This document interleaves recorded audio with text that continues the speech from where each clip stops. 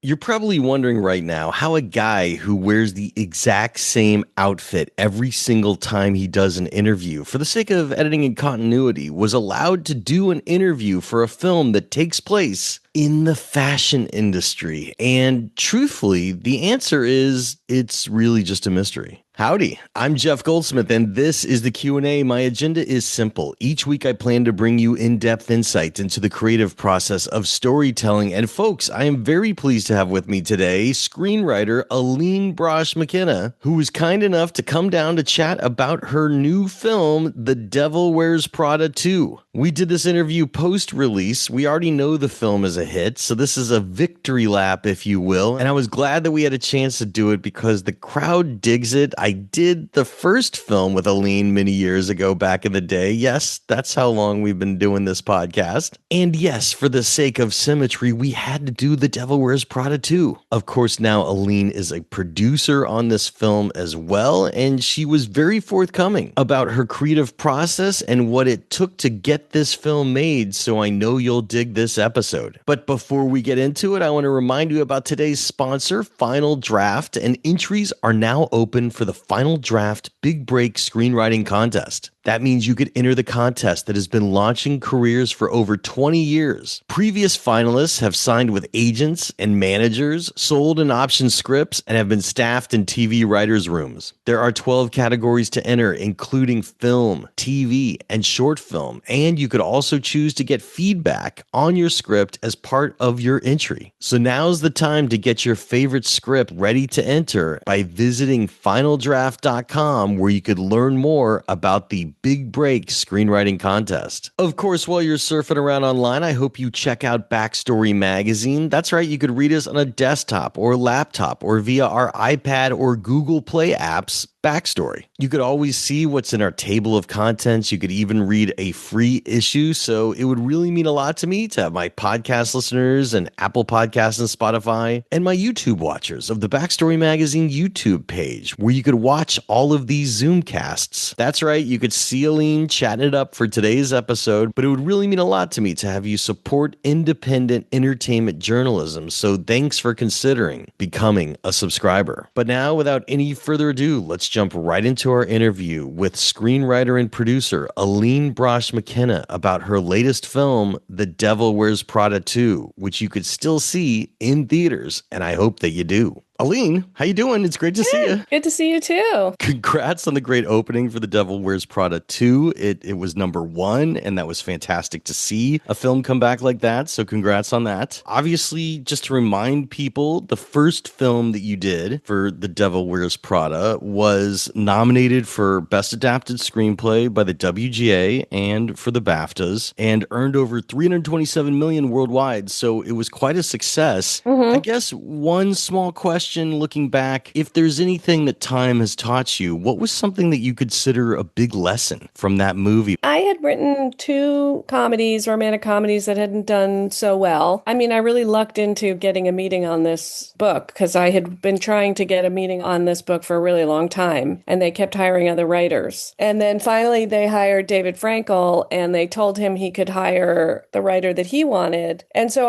my hopes were low because I assumed that he would hire someone that he knew. So I just went in there and said what I thought. And it just turned out that we were on the same page. He's a very stoic gentleman. And so I thought that he didn't like my ideas or me, actually. So I was very surprised that he wanted to move forward with my take. And then we started working together right away and worked basically from that moment until, for a year and a half. What I learned primarily is luck is important, but also finding creative partners is important. I think when you start writing, you think, well, I'll just do the best I can, and the good writing will kind of make its way through the system by itself if it's good. But you really have to find people who you're on the same page with. And for whatever reason, David and I just had a very similar take on this material. And after that, I really focused on not just the material, but also the people, knowing that to find people where we really felt like we were in sync. So I think I got a little bit braver about trying to reach out to people that I I thought I had a shared sensibility with. And so David was my first like very super successful work blind date. And then when I met Rachel Bloom and did Crazy Ex-Girlfriend with her, it was another work blind date where we had never met before and we started working the second we met. We'll get to that for sure. Yeah. I want to go back to your past though, like even before that. At Mhm. what age did you realize you wanted to be a storyteller and that like there was a viable profession in it? That's a great way to put it. I always knew I wanted to be a storyteller and I read a ton of books. That was my main, like in fourth grade, when you read those books and you bring in an index card, mine was like really thick index Nice. card for each book. So I had this like internal conversation with myself because I didn't think I wanted to write prose. Like I didn't want to describe faces and trees and flowers and stuff. So I never really knew what form it was going to take. Then I did a lot of theater in college. So I thought maybe plays. But then I think one good test for a writer is like, do you consume the thing you're trying to do? And I wasn't like the person who would run out to see like the newest contemporary play, but I was the person who would run out and see every movie. So I took a screenwriting class in 1990, and that was the class that kind of set me on my path because the teacher of the class told me to go be a screenwriter, basically. And so I started then and I sold my first thing. So I joined the Writers Guild in 91. I was 23. Wow.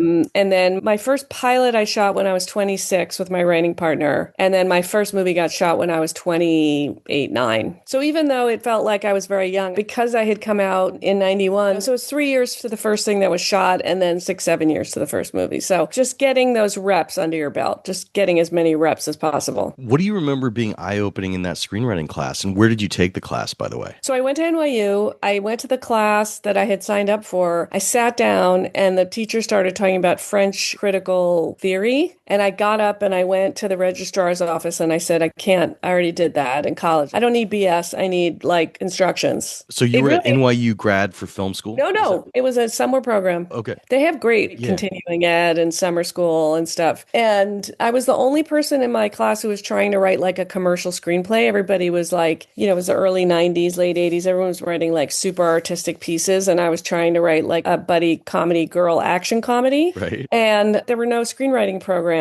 So I was doing like tab, space, space, space. And I think what I showed a flair for, which my teacher identified, was dialogue. And I think that was what he sort of honed in on as something that I was good at. It's very, very difficult when you're a young writer to know structure. Structure is like a skill you learn by doing. That's why I'm saying reps. Like, I don't know that I really fully understood. I think my story process for the first 5 or 6 scripts I wrote was like walk in a door and slam your hand against the wall and look for a light switch. And you build strength through reps. It's like basically like if you went into a gym and said, I want to have biceps and triceps and pecs and arms, like you got to do the reps. And writing is very much like that. I think people overvalue inspiration. Yeah, that's true. I mean, inspiration is one thing, but you still got to have time to get your ass in the seat and write. And if you're not in the seat writing, you're missing it. That class, that was the guy who told me that the formula to success in writing was ass plus chair. Yeah, I agree. That's important because you could have all the great ideas in the world, but if they never make it into a script, they're not going to be seen anywhere outside your head. And also, if you don't, you have to iterate. You have to write, rewrite. That's where you learn how to do it. That's why it's very rare to find, you'll occasionally find a really young director, like someone who has an incredible eye, but it's rare to find like a writer who is fully formed at that young an age unless they've been making movies their whole life, because it's a learned skill. Well, so look, the other thing that I would be remiss if I talked about before we got to Devil 2 is obviously Crazy Ex-Girlfriend. And we were lucky enough to have you in Backstory Magazine multiple times talking about it. And it ran 4 seasons. What would you say was one of your biggest lessons on that? Your big return to television and becoming a showrunner? And I know that you've told us a lot already in Backstory, but just like looking back now that you've had the distance. So Prada was 2006, and then 27 Dresses was 2008. And then there's a bunch of other, We Bought a Zoo, Morning Glory, Annie, blah, blah, blah. So I was doing movies, and I guess there's an old commercial from the 70s where a cigarette commercial where somebody says, I'm smoking more and enjoying it less. And that's sort of like screenplays had gotten to the point for me where I would get to a certain point and then I would have to turn it over to a director. And that was like the biggest crapshoot, and sometimes it would be Roger Michelle and we would love each other and it would be great. And sometimes I would be put together with someone where I felt like we weren't on the same page. So when the opportunity came up to do TV, it really was an interesting, I was like, well, I'm going to go step by step. But that was the thing that launched me into being a showrunner, was really the first time I had been a boss and been in charge creatively. And I think a lot of writers will tell you that once you do that process of, being the one who's making the decisions on a script level, and obviously Rachel was my partner, and then on the showrunning level, Rachel really didn't have the time or headspace to do. So I was doing all of the like hiring directors and casting and all, Yeah. and staffing the room and all that. It's just they're such different jobs. Like being a screenwriter, you are trying to get what you want through suggestion and relationships. There's not that direct, like, this is what it should be. But in TV, it was like a very concentrated 62 episodes of just trying to make this thing exactly how we saw it. So I came out with a lot of skills from that. And then I directed a movie for Netflix that I wrote and produced. And Prada is the first time in 10 years that I've gone back to being like a quote unquote pure screenwriter. Right. So I think I'm only really comfortable doing that for two reasons. One is that now I'm a producer on the movie, so I have some ability to shape the process. And then also just my closeness with Frankel and, because we made a movie together 20 years ago and have kind of stayed in conversation since then. And so those two things made it so that it's a comfortable spot for me to be just a screenwriter. Yeah. And, one of the things I want to point out is you were also directing 4 episodes on Crazy Ex-Girlfriend. Yes. Right. And, getting into the director's chair after Mm-hmm. all these years, like, what was that like for you as a trial by fire?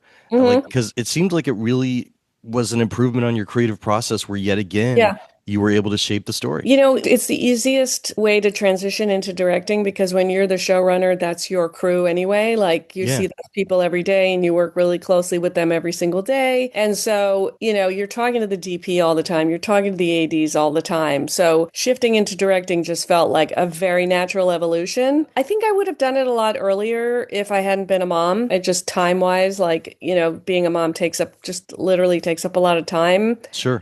And focus. And being a screenwriter was like a very comfortable gig. But then by the time I was writing, show running and directing Crazy Ex, my kids were a little older. So I was able to really focus on that. And it was such a natural outgrowth of the show running process. It was joyful. I mean, that show was such a product of that moment when Prestige TV or whatever you want to call it gave us all license to really do what we wanted to do. And whenever I rewatch an episode or even I just went to the Crazy Ex live show, I just can't believe they let us do what we did. Yeah. I mean, but it shows on the screen because like you guys were loving what you did. Yeah. And so you weren't just trying to plug into a formula. You were pursuing your passion, which I think is always the best way. You've given us this answer over the years, but just like if there's anything else that comes to your mind, what is an episode that you really wanted to try to do on the show that you either couldn't afford or just there was no time to do? Like, so one that never was filmed, but was always like, oh man, if we had one more episode, this is the one that got away. We didn't really have that because No? any idea we had, we used. But I will say I kept trying to get the songwriters to write a song called That's an Email for when people call you and you're like, this is not a conversation, that's an email. That's and funny. I feel like the version of it now would be like, that's a text. Yeah. Yeah. Anyway, no, there weren't a lot of, there really were not a lot of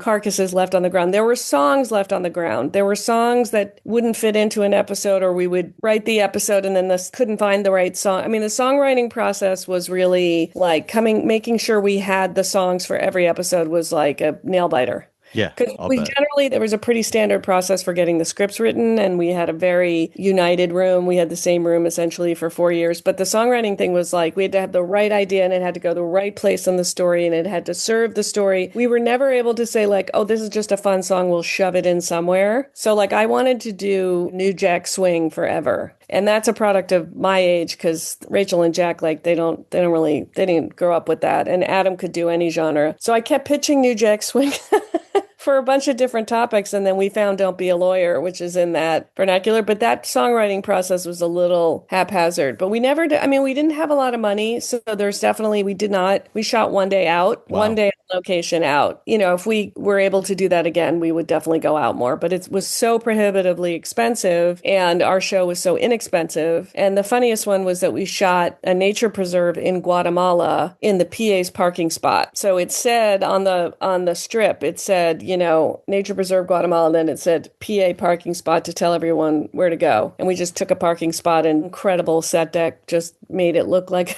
nature preserve. And then we got a monkey. That's amazing. So I learned so much by having to make something on the cheap. It was not uncommon to show up to the Crazy X set and look at 7 3/4, to shoot in one day. And on a big movie, like 2.5 pages, 3 pages is a big day. Right. So it took me a while on both Your Place or Mine for Netflix and Prada, which are the 2 movies I've made since Crazy X. It has taken me a while to shift back into that pace, because the TV pace, you actually don't have time to get tired. You're just whipping from thing to thing. That makes sense. Will any of the songs that didn't make the show ever get released, or have they been already? There's only one. Well, there were a lot that were written that were never shot. That were never shot. Okay. There was a bunch. There's only one that we shot and didn't use, and I think Rachel has released it. Okay. But we didn't, because again, we didn't have enough money to just go record them. Yeah, that makes sense. That's right. Yes. Well, getting to our sequel for The Devil Wears Prada 2. Yes.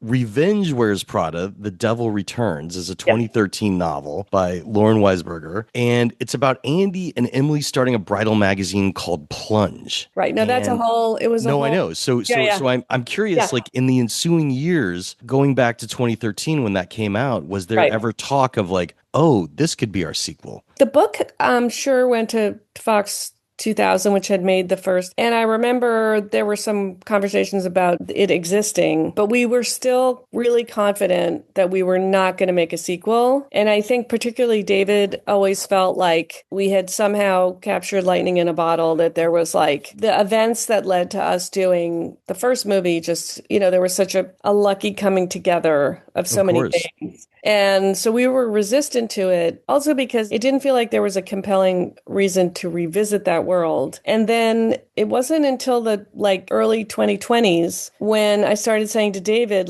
Miranda would be in tough straits right now, because the combination of all the social upheaval and conversations about workplaces, conversations about bosses, people getting in trouble all the time, and then the complete loss of the ability to monetize things. I mean, loss of advertising when you don't have a physical magazine. Yeah. Very similar to not having television ads. We're all still struggling to figure out how to, monetize. So I started saying to David, I just think it would be funny to catch up with her in these, desperate times. And then with Andy leaving to be a journalist at a well-respected publication, and every day you would wake up and say oh my God, this newspaper just ceased to exist. It just doesn't exist anymore. Village Voice gone, and we were experiencing the same thing in Hollywood, where you wake up one day and you're like, there's no showtime? What do you mean there's no showtime? Yeah.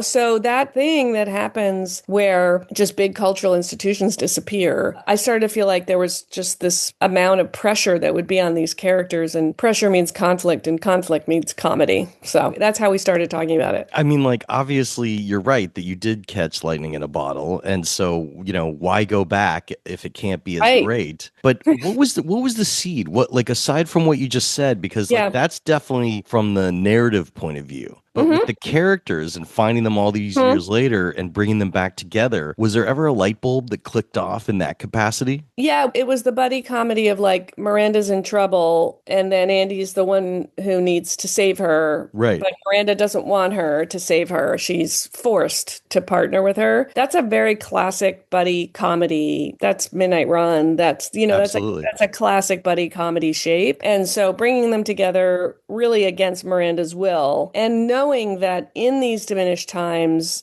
that Andy would be really desperate for a job, because traditional journalism pays so much less, and, jobs where you can just publish articles are, few and far between. So it was that idea that their diminished circumstances culturally would lead them to collide was the initial idea. It's a great setup, because you don't expect Miranda needing Andy to save her. So that alone is enough to make people want to be what is this movie? I want to see this, because it's a power role reversal of sorts. That's right. That's exactly right. Which is why some people reacting to it are saying it's a different type of Miranda, but it's sort of 20 years of which the last at least 5 or 7, she's being boxed around the ears, constantly, and she's in a mood. She's feeling more vulnerable because she is more vulnerable. Well, obviously the film wasn't going to happen without Meryl Streep's Yes. participation. So, like, I'm assuming you went and you met with her. What was her reaction to it when you kind of pitched that story? She was in right away. She's a great listener. She asked great questions, and I think she felt like, let's give it a whirl, and I love talking about story stuff with Meryl. She really understands what writers do. She really understands what's doable. She really wants to know what's best for the whole story as opposed to just asking about her role in it. But it was an interesting process, Jeff, because they didn't come to us and ask us to do the sequel. Right. I talked to David, we went to Meryl, then we asked for a meeting with the studio. And it just so happened that there was a new studio head, had just started a week and a half before, and he immediately latched onto, which I don't know that everybody would. He immediately latched onto, okay, this could be a big deal. In Yeah. fact, David Greenbaum, that gentleman, was really the one who knew that it could be what it is now. And then as we got into the process, the other folks there, Alan Bergman, also once he read the script, just honed in on, they were saying, we were trying to make it the best we could creatively, but they understood what it could be culturally. Yeah. And I actually always think Meryl did too, but in a way that David and we couldn't really think about that. We just had to think about creating and crafting the best story we could, but they had this sense that this could be a moment culturally. Yeah. And I mean, it definitely was. People showed up. People were really happy to get back in and see the characters like comfort food. I want to talk about the writing because we're still in the non-spoiler section and we'll get deeper into the spoilers soon. But obviously with your television past, I know, and from interviewing you in the past, that outlining is important to you. You were going away from TV back to movies. Tell us about your outlining process and how long you spent outlining and what you do when you outline. I think 4 years of outlining made me less reliant on outlining in a funny way. Really? I do, yeah. Wow, I'm surprised to hear that. Yeah, because so many times when we broke a story, it became clear to me that outlines are just best guesses, really. So sometimes we would break a story in the room and the writer would go off to write and we would think, man, we really nailed that one. And then they would call us and be like, oh, this is not working, that's not working. Or they would hand in a draft with bumpy stuff in it. And Sure. I think I started to understand that for me, I really started to understand on the show that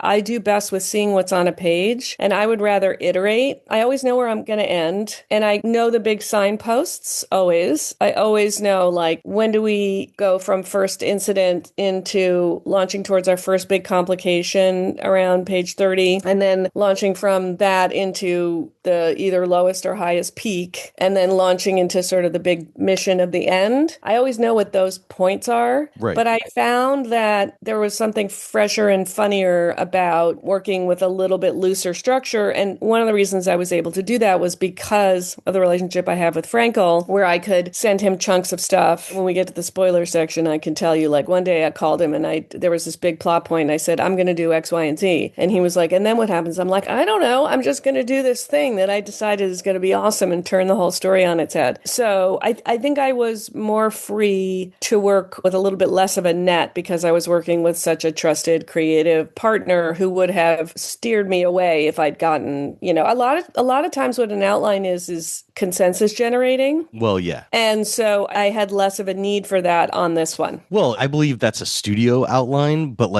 I was really just talking about a writer's outline of what you're using day to day to get through it. But that's interesting. So it sounds like you really didn't use a document. You knew your beginning, middle, and end, and you really wanted to just start writing. So how long did you write for? I had a 6-page document that I pitched to Meryl, but it was how many page? 6. Okay. And I think one thing I've also developed over the last however many years is in a way, it's more important to know why something's happening than what is happening. So it's when you say, this character sacrifices for that character, there's probably 8 ways you could do that would accomplish that more general goal. And sometimes what happens, only speaking for myself, is that if I come up with a specific, especially if I like the specific, I will try and grab that little stuffed animal through everything instead of just understanding okay, this is what this story beat needs to accomplish. and sort of staying as big picture as I can on like what's the function of the story thing before I start drilling down into specific scenes, if that makes any sense. It does. The document that you brought to Meryl was 6 pages. Mm-hmm. It was the whole movie. It wasn't just her character arc, right? No, it Like was a whole movie. you gave Yeah. her the whole movie, what was going Yeah. on with Andy. Okay. Oh, yeah, That's because fast. Meryl wouldn't, she would want to know the whole story. Yeah. What are we trying to say? What's happening with everyone? And it's a dance, that I'm so lucky that this piece has become an ensemble piece because the book was very much Miranda and Andy. And the movie, in a lot of ways, Nigel and Emily became so prominent because of how skilled those actors were. And then in the movie, I gave them very specific story levers. So Emily getting hit by, I'm going to spoil the first one. Too bad. It's been That's okay. It's 20 years old. Yeah. Emily getting hit by a car was a big story point, and then Nigel getting screwed over at the end was a big story point. So because they got big story points, they became more prominent in the story than they had in the novel, and that allowed us to build this like big four-person piece. Yeah. And that's incredibly fun to build because it is a buddy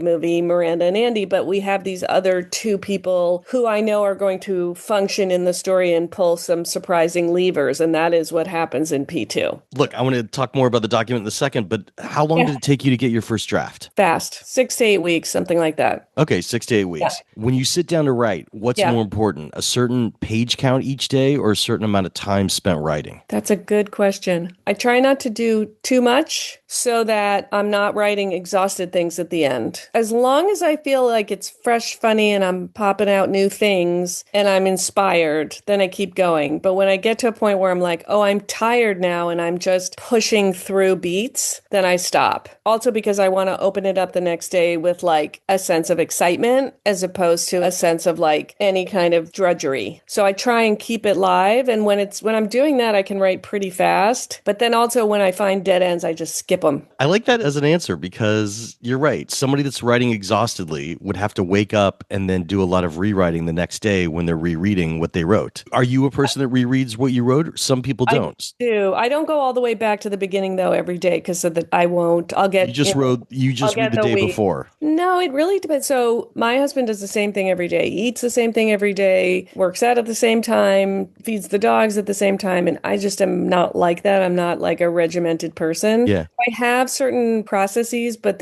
it's kind of different every day what I do every day, which is an annoying thing for aspiring writers to hear. Some days I'll really jam on like 10 pages of like story math if I feel like I know what that is. And then some days I'll just stay inside a longish scene and just reread and make that as polished as I want it to be. Because if I have to do the same thing every day in the same style, I will get bored. It's the same thing in my life. I don't eat the same thing every day. It's just a funny personality thing. And I think as you get older as a writer, you're just sort of like, well, this is the way I am, and this is how I work, and this is what works for me. And you stop judging yourself or holding yourself to like some standard that your friend told them that like that's how they work. That makes sense. I mean, there's no one way to do it, and that's what's so great. And keeping it fresh for yourself is going to always yield the best writing so that it's not like a rote routine. So that makes total sense. Well, I'm going to skip talking about the lore of all the devil worship for the first film and the devil worship in this film because it is called The Devil Wears Prada. We'll skip that. And we're going to go straight to the spoilers. So here's what I'm going to say to our podcast listeners and Apple Podcasts and Spotify and the YouTube watchers of the Backstory Magazine YouTube page, which is where you could see Aline and I talking on Zoom. If you have not yet seen The Devil Wears Prada 2, it's still in theaters. Press pause, go see it, and then come back and finish the rest of this podcast because we're going to get into the spoilers right now. Budget and schedule was the last non-spoiler question I forgot to ask. So what can you tell us about that? Well, that was outside of my purview. The schedule we shot for 55 days. 55, okay, great. I think so. And 50-ish. And most of that was in New York. And then there were like 10-ish days in Italy. Budget is about what's been reported. There were 4 producers working on it. And I was producing it as well. And having made an inexpensive TV show, one of the things is like, I'm pretty decent at making things cheaper. But the funny thing was that sometimes I would say like, I can make this cheaper. And he would say, not yet. Let's wait. Let's see how much money we actually actually have. But I have really learned to make things for nothing. I mean, the reported budget that I've seen bandied around is somewhere near 100 million. Yeah, I mean, that's not my area, but as far as I know, it's roughly around that. That's cool. Well, now that we're in the spoilers, what was a left turn? Something that was a wild idea that you had Yeah. for a day, a week, a month, never filmed, never made it to the screen, Oh, but that never people, filmed. yeah, that's something that like early on in those 8 weeks when you were just surprising yourself on the page, that you had an idea that never made it, but fans might be interested to hear. Well, Andy had a roommate, and it was played by Conrad Ricamora,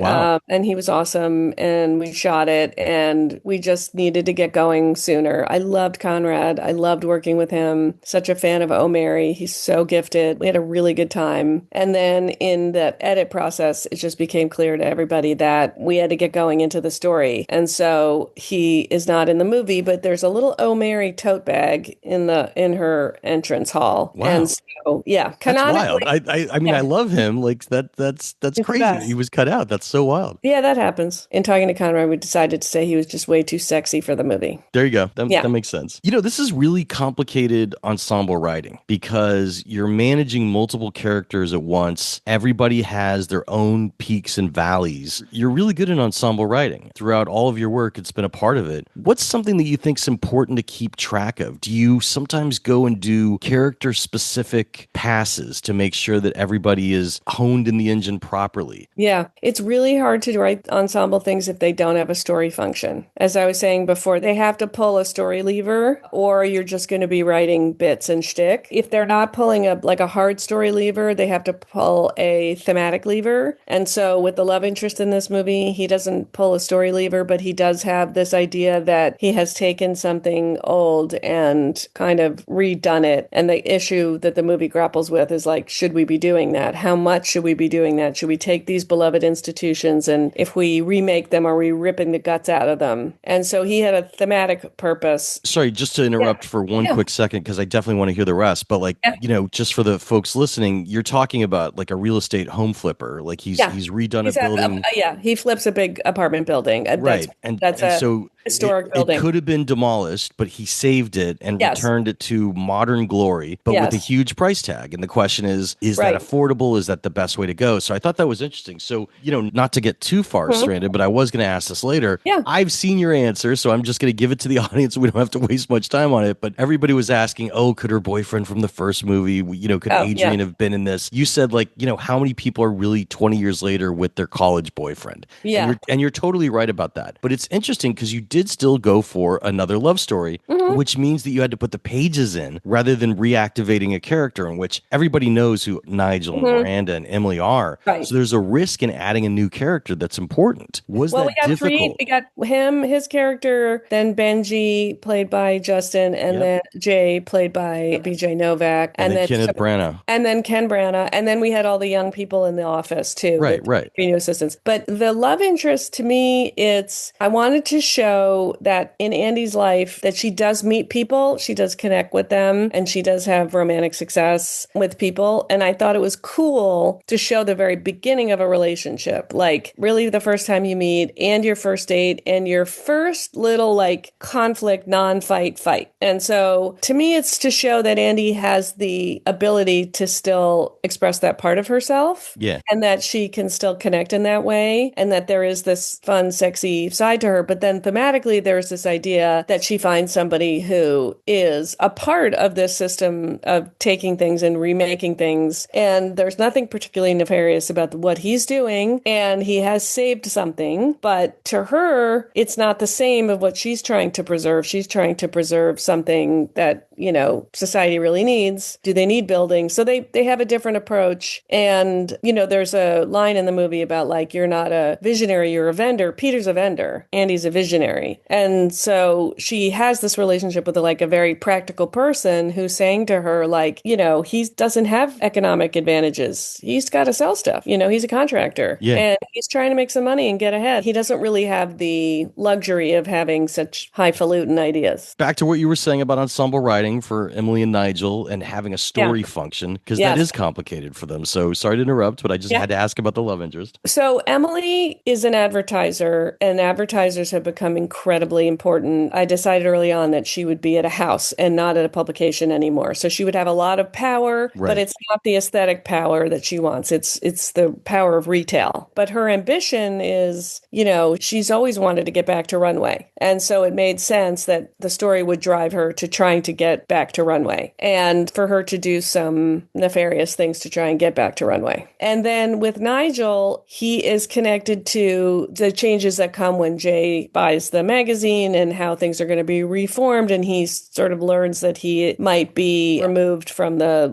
economically not necessary and has to grapple with that. And then we also, this is a huge spoiler. So if you really don't want this spoiler, We're in the spoiler section, kids. we find out that he was a part of Andy getting the job, which we didn't quite realize. If you rewatch the movie, knowing what you know, having watched it the first time, you can see Stanley actually is playing all those calculations right from the beginning, but you don't catch them until you've seen the movie once. I'm sure there's rewatchability for that. I mean, just on the dour note of where journalism is these days, your son's a journalist, right? Yes, he is. He works for Mass. So obviously you would see all that. And, as a journalist and running Backstory Magazine, it's rough and tumble. We are a hybrid of subscribers, the occasional advertiser. But I've kind of tried to lean more on subscribers wanting more articles and scripts to read rather than advertisers being as fickle. And it's crazy. But the thing that really caught me about your movie was that opening. You really do start on a downbeat note. Yeah. What I respect about the movie, though, I kind of was thinking about where you got there, aside from seeing journalism fall through your son's eye and just having open eyes. You're writing this, if I'm doing my math right, probably after the strike. And we're directly after. Yep. I would say a year after. Yeah. The things you love, the glamour of Runway, the glamour of screenwriting has a dark, evil side to it where, sometimes you have to. It has a constant low hum of anxiety. The thing I would push back on, yes, it's a depressing opening, but what you see is that I don't mean it in a bad way. No. But what you see is that she has been doing really well doing the things she loves, and you sense that there's a little work family there. And in some funny way, this movie is a family movie, and it's sort of about someone who gets pushed out of her family of origin and then kind of reassembles a different work family. And the relationship that she has with the character Larry, and you understand that she has continued to form profound relationships in the workplace and that they all kind of love each other. So when that not so great thing happens, there's a lot of camaraderie that comes with being economically threatened all the time. Yeah. And you saw that on the picket lines, that a lot of people were like, we got nothing to lose, but we have each other. And I think that's how people really have been processing this economic downturn, is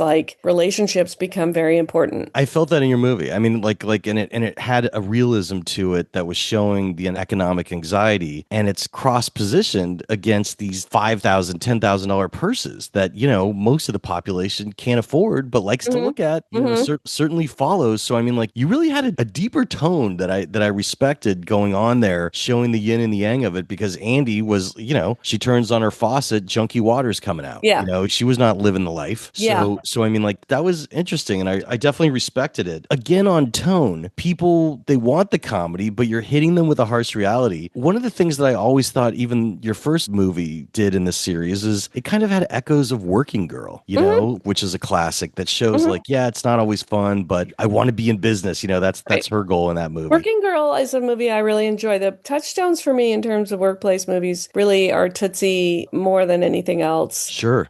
Broadcast News, Jerry Maguire. Those are a lot of the big influences for me in terms of workplace films. And that specificity of, I love soap operas. And actually, Tootsie is quite accurate about the backstage of soap operas. Yeah. And I love that accuracy. And I think what it shares with Broadcast News is that Broadcast News is at an inflection point in the business where visual razzle dazzle is replacing reporting. So handsome anchors are replacing, regular looking anchors. So it similarly is at a time when journalists are being challenged with a sea change. And then there's always a little bit of Wall Street in Miranda and Andy. There's always a little bit of Michael Douglas and Charlie Sheen, I think. The evil mentor. Yeah, the mentor who's, especially the first movie, is definitely a Faust movie. Yeah. And then this movie is sort of about realizing Faust has some pressures of his own. Ooh, hey, I'm just jumping in really quick to remind you to check out Backstory Magazine. But first, a word from our sponsor, which today is Final Draft and the Big Break Screenwriting Contest. Folks, entries are now open for Final Draft's Big Break Screenwriting Contest, which means you could enter the contest that has been launching careers for over 20 years. Previous winners and finalists have signed with agents and managers, sold and optioned screenplays, and been staffed in TV writers' rooms. There are 12 categories to enter, including film, TV, short films, and you could even choose to get feedback on your entry. So now's the time to get your favorite script ready to enter over at finaldraft.com, which is where you could learn more about the Big Break Screenwriting Contest. And while you're surfing around online, I hope you also remember to check out Backstory Magazine. You could read us on a desktop or laptop or via our iPad or Google Play apps, which are conveniently called Backstory. If you've never read us before, you could test drive us by reading our free issue. You could learn all about what's inside our current issue by visiting backstory.net, because you could read our table of contents, and we are always adding new articles to each issue even after we publish it, because we're digital. We could do that. So look, it would really mean a lot to me to have my podcast listeners and Apple Podcasts and Spotify, and my YouTube watchers of the Backstory Magazine YouTube page, which is where you could see all these Zoomcasts. It would really mean a lot to me to have you consider supporting my passion project and independent entertainment journalism by becoming a subscriber. So thanks for considering. But now, without any further ado, let's jump right into our interview with screenwriter producer Aline Brosh McKenna about her latest film, The Devil Wears Prada 2, which is in theaters, and I hope you go check it out if you haven't seen it already. It was interesting that Emily was working at Dior. Was there ever any chance that she would work at Prada? Because it was fascinating that Prada doesn't always have as big of a footprint aside from the titles. So I was just curious how you arrived at that. I wanted a really, really traditional old house, and Dior has been around since the 50s, well, 40s really. And so I wanted a really like old school house. And I felt like French was in a certain way more old school than Italian, which tends to be a little sexier. So I wanted a really big, old, esteemed French couture house. And I wrote Dior thinking we'll probably change it. And we got a lot of help from Dior in terms of shooting in their flagship, which was about to open. It opened the day after we shot there. And, you know, getting design help and them contributing looks to the movies. David and I both really wanted it to be a real house. And so I feel really lucky because I think it makes the movie feel a lot more real than it would if we had made up a fake designer. You know, it's interesting with the antagonist here, in which you could argue in the first film that Miranda is kind of the antagonist. I mean, and that, you know, the rivalry with Emily is just to be expected. Here, your secret is that Emily really is the Machiavellian antagonist, in which I don't know.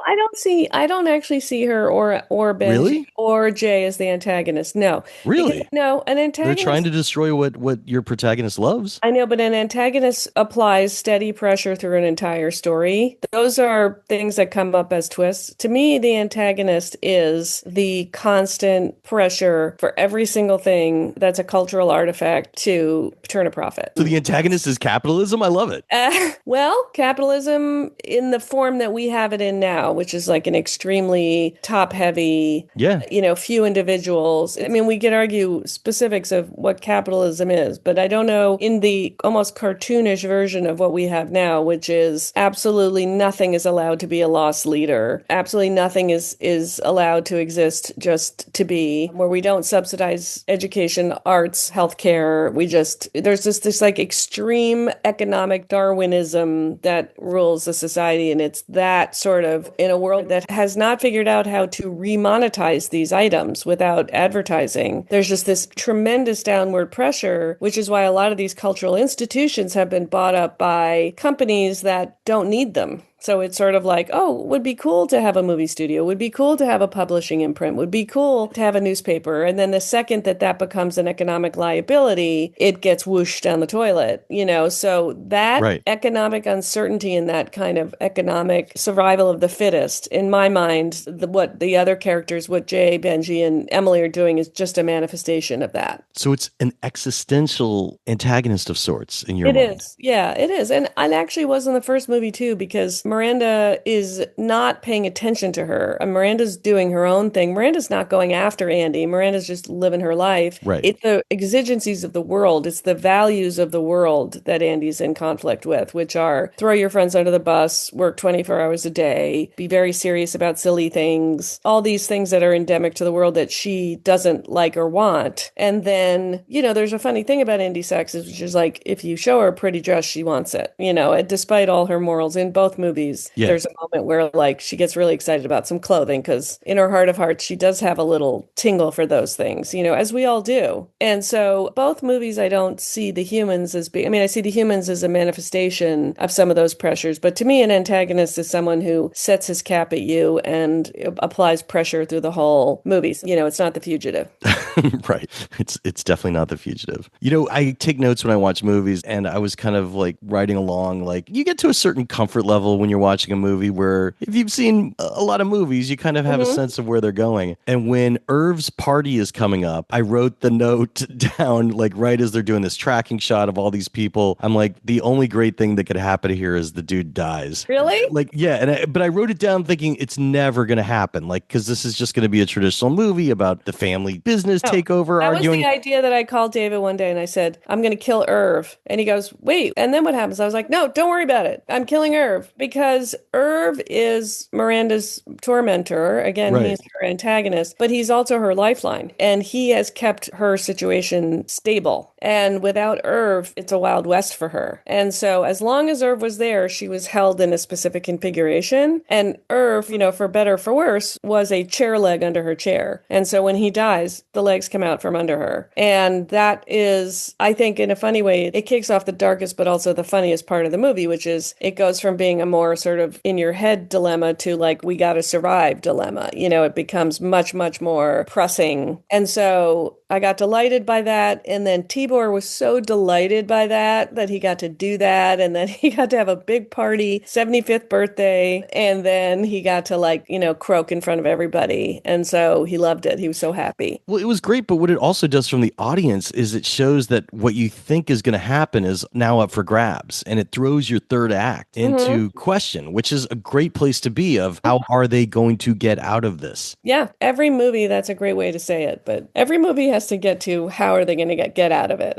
My first movie, he's pretending to be gay, and she doesn't know that, and he's being presented with the Gay Man of the Year award, and he has to accept that knowing he's about to lose her because she thinks he's gay. How are they going to get out of that? That is such a 1996-7 premise. Yeah. But if you get to 2/3 of the way through the movie and you go, shit, how are they going to get out of this? You're in good shape. It's only when you're writing something and you go, oh, well, the solutions to this are quite obvious. And I remember that first writing teacher used to say that he hated movies that would have been fixed. He described a movie that was out in the theaters. He said that movie would be 10 minutes long with one well-placed phone call. And I think, developing the right kind of fisherman's net that tangles up your characters, but that you can untangle elegantly, that's the whole ball game. I totally agree. And your ball game is basically taking place at Fashion Week, and you have a lot going on there. You have secret meetings, secret phone calls, characters doing things behind each other's backs. You're also shooting on location.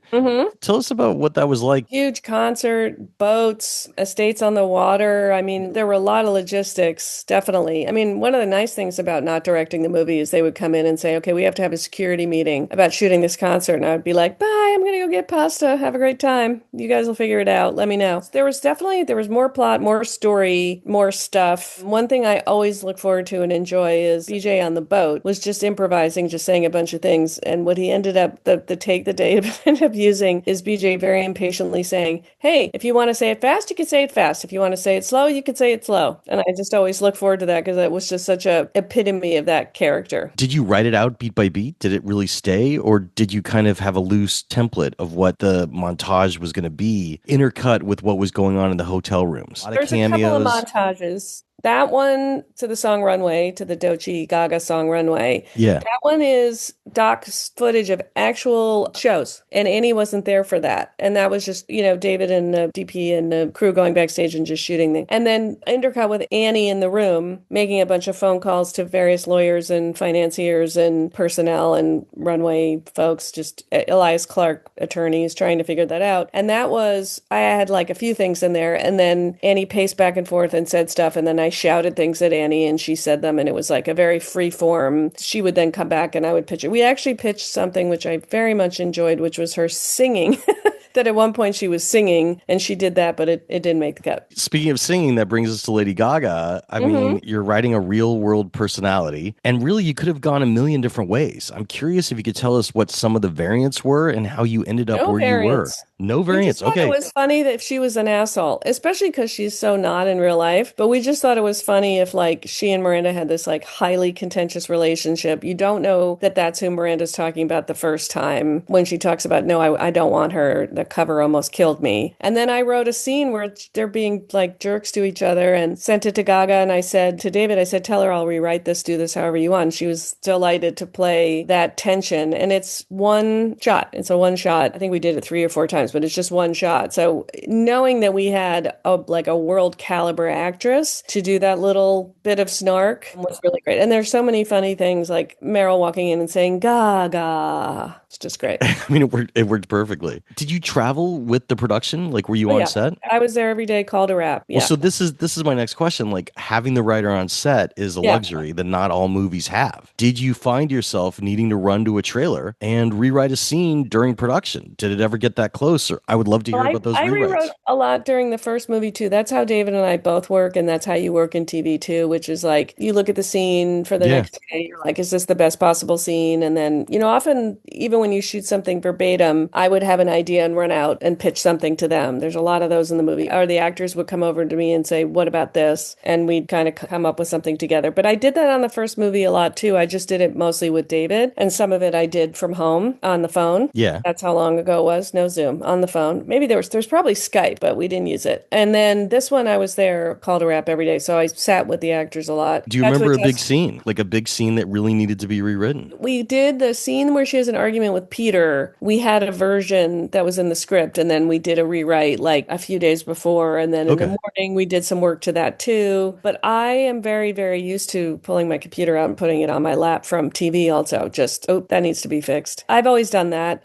I got into the movie business, TV business, because I didn't want to be in the document production business. I wanted to be in the production business. So that live thing where you're collaborating with actors is just my favorite thing. And it was very similar to the process on Crazy Ex, which is shoot the script and then make sure you have that, especially because if you don't do that, you'll lose story stuff. So make sure you've shot what you came there to shoot and then having fun with it and, making it a live piece. So love flying in a joke. Like I ran into Tracy and I said, you can end that scene by saying, I'll be checking your socials. And actors, once they've done it a few times, often like to have a new line. And then I'm lucky because David doesn't mind that at all. I don't run in there without warning him most of the time. And most of the actors like a little adjustment or joke. It was interesting. I loved what you did with Nigel and him finally getting to have his moment, and he's going to make the Yeah. speech, and he's like, no, you got to read the speech. And they're like, Well, he you gets wrote real this. screwed over in the first movie. Yeah. Right. And they're like, well, you wrote the speech. Of course you could give the speech. And I'm like, ooh, so are we going to get an interesting monologue here? And you start, but then it just kind of pans up. And I was curious if there was ever like a fully written speech that you were going No. to keep in, or was it No, time? because the speech is a tribute to Italian fashion, and it would be sort of facts and figures, and Okay. it's written for Miranda, so there's no like super personal element to it. And we wanted to show that he's not used to public speaking, so he's got his cards and he's a little more nervous, but then he inhabits the moment. So you just wanted him to have the moment, obviously. Yeah, yeah, she gives him the moment. Well, so you have a complicated ending. There's a lot going on. There's a lot of backroom dealing. What were the challenges of bringing it home together like that? Because I could see there being some different ideas that you played with. Do you remember that game? You might be too young for this, but there was a game where you had numbers on a little plastic plastic thing like this. You had 9 numbers and you had to put them in order and you had to slide the tiles Yeah, around. this like a slide puzzle, Yeah, slide puzzle, but they were like 9 figures. and there's one that's open, right? Yes, one that's open. So you're moving them around. And I remember, you would do those, and sometimes you would end up where like, this is not going to work. And then sometimes you would do them and you would go, oh, 4, 5, wait, 6, 7. Yeah. So this one, the beginning was harder to write than the end. The beginning of establishing what Miranda had fucked up and gotten in trouble about, how Andy came into it, doing that really quickly, buying that, launching her back into that world in a way that made sense. That was way harder than the ending was a lot of fun sliding tile numbers into place, finishing the Sudoku. That was a lot of fun. And for whatever reason,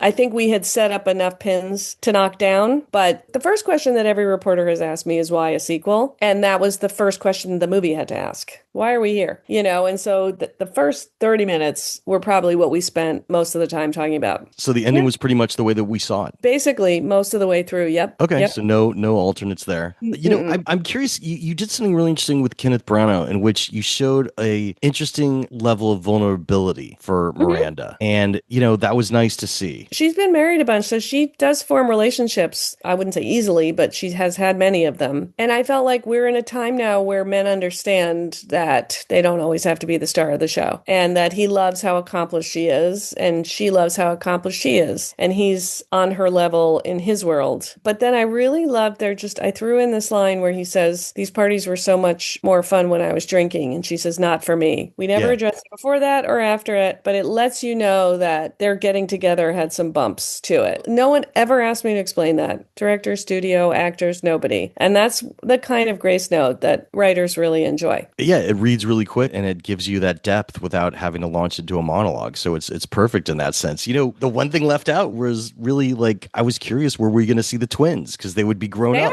They're in there. They're at the. I know, but like being more of a functional part of the story. Oh, yeah. They had a couple lines that were fun where they teased Andy, but they didn't make it into the final cut. But you can see that they're there. I don't think they're a huge functional part of Miranda's. They're grown-ups, and, I have backstories for them in my mind, but I don't think they're part of the, like, New York high society literati. So there was never version where one of them wanted to work at the magazine and there was tension there. Okay.